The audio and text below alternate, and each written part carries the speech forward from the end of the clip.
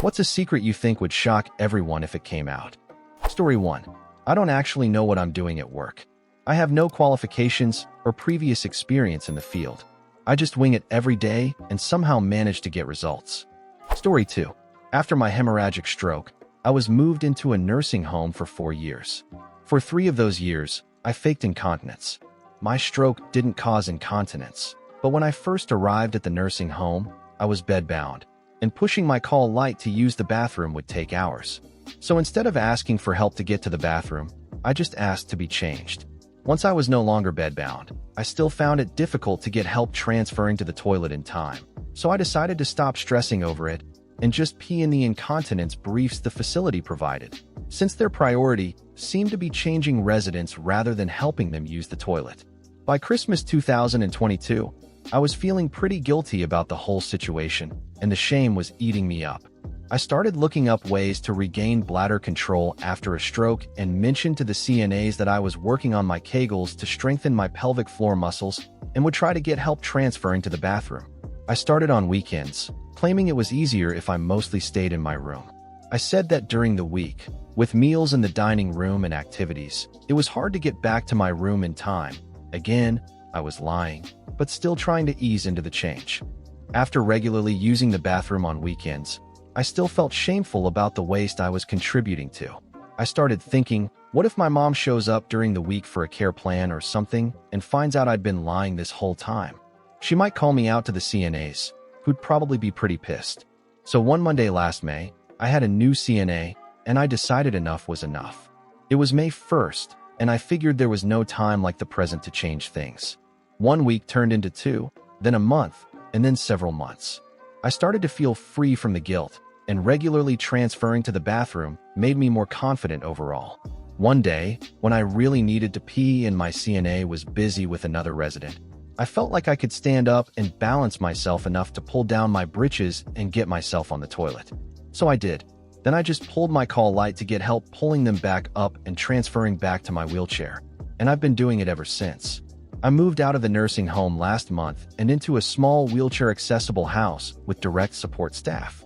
I was a little nervous about figuring out how to transfer in my new bathroom, but thankfully, transferring myself for over a year in the nursing home gave me the confidence and strength to figure it out on my own. Except I still need help pulling up my britches. I'm sure some people suspected I wasn't really incontinent, but no one ever said anything. I don't think I'll ever tell my mom the truth. She'd probably smack me and then give me the silent treatment. Honestly, she was a bit unrealistic about the level of care I was supposed to be receiving at the nursing home. She thought I should have been getting help right away, even though I kept telling her. These CNAs have 16+ residents to care for every day, with tons of responsibilities. In the beginning, it could take over 3 hours just to get me out of bed or changed. Story 3. I get all my work done in about 6 hours per week, and within a maximum of 3 days at the office. A day consists of being there to handle tasks that can only be done on-site, physical, in-place requirements, and then I leave once the mission time ends. I spend the rest of my time working on my money-making side hobbies or catching up on movies, reading, home renovation projects, etc. I'm authorized 2 home office days per week, always Thursday and Friday. As long as I'm responsive to emails and tasks like a good employee, nobody cares. I've had 4-day weekends for years, on salary with full benefits, and I work 100% alone, physically. If I had no integrity, I could probably milk this setup even more since my nearest coworker is literally 1,200 miles away, but I know how good I have it, so I don't abuse it. Nobody else in my program has anything close to this arrangement, but we were all given the chance to negotiate aspects of our contracts. I guess the others just didn't take advantage. I figured it wouldn't hurt to ask, and I got exactly what I wanted with minimal effort. Basically, I said, you can pay me to be here 40 hours a week and be unhappy, or you can trust me to come and go like an adult and see how productive and satisfied I become. Yes, my boss asked me not to share my office arrangement with anyone else in the program. Under this arrangement, my annual salary works out to roughly $104 per hour. I haven't experienced any real work-related stress in over 9 years, and the company that pays us loves what I do. They regularly recognize me with bonuses. I'm well aware of how lucky I am to be in this situation. If this ever came out in the program, The others would definitely be shocked, then jealous, then pissed. Story 4. The number of co-workers my female colleague has slept with while being married with a child is honestly shocking. Her husband knew about one of them and still tried to mend the relationship because he loves her so much. She had what he thought was an emotional affair in the past, though in reality, she was already sleeping around, and again, they repaired the relationship. I personally know of at least 6 guys she had sex with multiple times, not including me. She told me they had broken up, though the divorce isn't official yet. Many of those encounters happened right at the office, in conference rooms, the basement parking lot, etc. I mean, this woman would give a guy oral in the parking lot, swallow, then go pick up her daughter from daycare, drive her home to her husband, have lunch as a family, and come back to the office to sleep with another guy before leaving for the day. If her husband ever found out everything she's done, I honestly fear for both of their lives. Story 5. The secret I carry is that I kept my mom from being with her brother when he died. He was about to be airlifted from his small-town hospital to a world-class medical facility.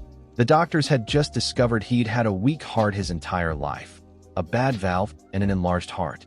It was close to noon, and I was with my mom in the emergency room. I noticed that his heart monitor didn't look good at all. I looked at the doctor, then back at the monitor, and the doctor saw what I saw and gave me a subtle nod. I told my mom, "Hey, it'll be about an hour before they transport him. Let's grab some Mexican food for lunch before the long drive." On the way out, I mouthed to my uncle, "It's all right." I saw him slump down after that, and I got my mom the hell out of there before the chaos of a crash cart descended on him. To me, it felt better to spare her from witnessing the violent, desperate attempt to save her doomed brother's life. 25 years later, and I still hope I did the right thing. Story 6. When I was 17, my dad almost killed me. If my stepmother hadn't been there to physically pull him back and snap him out of it, I truly believe he would have strangled me to death. It took me 3 years to speak to him again, to stop feeling hatred, to replace my anger with forgiveness, to let go of the desire for revenge and replace it with a desire to understand. I'm now 32, and even though I've worked hard to forgive him and understand why and how he became a violent man, I still can't bring myself to hug him without feeling like I need to be ready to defend myself at any moment. He apologized, but never went into detail, never promised it would never happen again. And if you're wondering, no, I wasn't a troubled kid. In fact, the only thing I did to make him lose it was peacefully placing my hand on his shoulder and telling him we could resolve the conflict. Nothing justified his outburst of rage, other than his own unresolved childhood trauma. When I have children of my own, I will make it my mission to end the cycle of violence that every generation before me has endured. Parents should be your greatest allies, not your greatest enemies. Story 7. That I had a complete mental breakdown 8 months ago and have been off work ever since. At one point, I didn't step outside the house for 4 straight months. I've been on 5 different medications, and none of them seem to help. I'm going back to work soon because I'm struggling financially and need my full paycheck, but I know I'm not ready. I've told my wife, my counselor, and my boss that I'm feeling 100% better, and I've learned how to hide the extreme anxiety from everyone close to me. But I'm terrified to return to work. Even a quick trip to the local shops gets me so worked up that my heart races, I break out in sweats, and my stomach ties itself in knots. I have 2 adult children and a mother who have no idea what I'm going through. They live in different parts of the country. I just don't want to worry my kids, and my mom is very old school. She thinks people who struggle with mental health are just attention seekers or weak-minded. Last month, I lost my father, and I'm doing everything I can to keep everyone, especially my mom, thinking positively and staying cheerful. Meanwhile, my mind is drowning in depression, anxiety, and stress. I hope I can keep this secret and somehow get better, but right now, I don't see any light at the end of the tunnel. I don't know what else to do, so I'm just hiding this overwhelming stress from everyone. Story 8. One of the 100 biggest companies in the US has a C-suite that is absolutely insane. They constantly push for the worst possible changes, ideas that would bankrupt the company in less than a year. I'm talking about things like doubling the prices of best-selling products, trying to blow billions on automating processes that simply can't be automated, screwing over their customer base with absurd exclusivity contracts, and more. The only thing stopping these ideas from being implemented is the head of one crucial department. He's the only high-level person in the entire company who isn't just a yes man or a grifter trying to cozy up to eventually take the CEO's job. I won't go into specifics, but it's one of those companies where you've definitely heard the name, though you probably have no idea what they actually do unless you work in a very specific field. Odds are, you've used their products without even knowing it. If this department head were to retire, the ripple effects across the US would be huge, impacting everyday life, even for people who have no clue what this company does. I haven't worked there myself, but I know people who have, and they've told me about some of the absolutely disastrous ideas that have thankfully been shot down. Story 9. I think a lot of science, particularly the soft sciences, is rife with inaccuracies. It's relatively easy to get funding for a study with a novel proposal. Actually confirming prior studies is much harder, because if your study contradicts the previous one, it's considered somewhat meaningless. Unless more studies are done, all you can really say is that you were unable to replicate the previous results. On the other hand, if you confirm someone else's findings, you end up sharing the spotlight. Either way, there's less recognition for your department compared to funding a study with a fresh, novel idea that lets you make a bold claim. And while that might not seem like a huge incentive, it's enough to distort the system. Between flawed studies created for pop science appeal and an academic structure that rewards the wrong kinds of behavior, we're at serious risk of undermining the legitimacy of science itself. Story 10. My secret is that I have absolutely no idea what I'm doing, at university or in life. I graduated with a bachelor's degree summa cum laude, and I'm currently excelling in my postgraduate studies. Everyone praises my academic abilities and calls me smart. The truth is, I never study or take academics seriously, even though I live for the validation. I usually start the day before exams, barely get through half the content, and go completely blank during the test. I do all my assignments at the last minute, sometimes just hours before they're due, and when I miss a deadline, I email my professors with some excuse. They always believe me and accept my late work without penalty because I'm their top student. So I get away with everything, though I try not to push it too often. I rarely attend classes and almost never look at the course material during the semester. The day before the exam is often the first time I actually see any of the content we've covered. I don't know if I'm just lazy or severely depressed. I'm constantly panicking, convinced I'll fail and have to repeat modules. But then my results come out, and I pass with flying colors every time. I don't feel smart. I can't discuss a single topic with passion or give an informed opinion on anything. I don't actually know most of my course content, yet my grades are as good as, or better than, those of students who work hard all semester. I feel like a fraud. I'm scared that one day I'll be in a job and completely unprepared because I've got qualifications without the actual knowledge to back them up. If I told anyone this, even my parents, they'd be shocked. They've always put me on a pedestal, thinking I'm exceptional at everything. They believe I spend hours studying in my room. But the truth is I'm usually just lying in bed watching shows or scrolling through social media. I don't go out because I'm an introvert, and when I decline plans, I say, I have to study. People believe it because of my grades, but I never actually study. The last time I truly studied consistently for days before an exam was in 8th grade. My parents constantly tell my siblings they're lazy and that I'm the one who gets good results because I take school seriously. It couldn't be further from the truth. I've gone into finals completely unprepared, relied on general knowledge and random thoughts, and still aced them. How? Riddle me this, riddle me that, guess me this riddle, and perhaps not. Because I don't know either. Sometimes I wonder what kind of grades I could get if I actually tried, but I'm too lazy to find out. So I guess we'll never know. Story 11. There are multiple technologies that American police intentionally limit or block from everyday use. Because if fully implemented, they'd allow officers to catch more lawbreakers than departments could realistically process. For example, facial recognition software. Give an officer a security camera photo of a suspect, like a shoplifter, and the image could be cross-referenced with the driver's license database to find likely matches, then narrowed further through other databases to make a positive ID. These systems exist, but in most areas, frontline officers are not allowed to use them.